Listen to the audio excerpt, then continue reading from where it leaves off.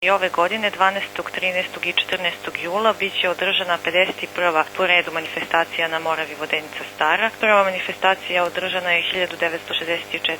godine i ona se, sa manjim prekidima održava već 51. put, ne menjujući svoj karakter, a to je izvorno narodno stvaralaštvo sa zdravicom, zatim narodni običaj, folklor, takmičenje pevača amatera, zatim kuvanje riblje čorbe i nastup gostiju sa estrade. Prvog dana manifestacije 12.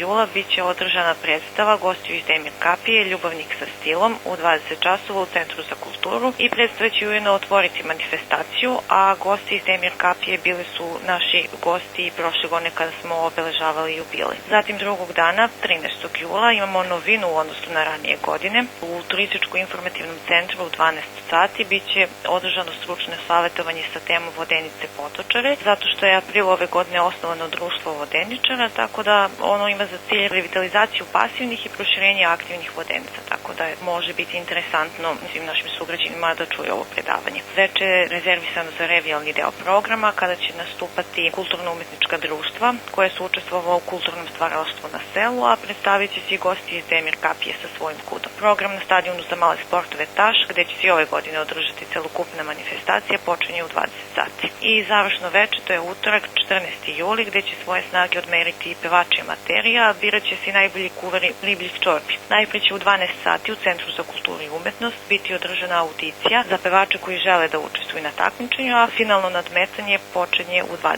sati. Istog dana u 16 bit će održano i takmičenje u kuvanju riblje čorbe uz degustaciju, a u revijalnom delu programa bit će upriličena modna revija s etnim motivima Udruženja građana Radinost, dok će sve prisutne zabavljati i estradna umetnica Nataša Đorđević. Takođe da napomenem da će za sve pevače amatere, odnosno pobednike, biti obezbeđene vredne nagrade kao i ranijih godina.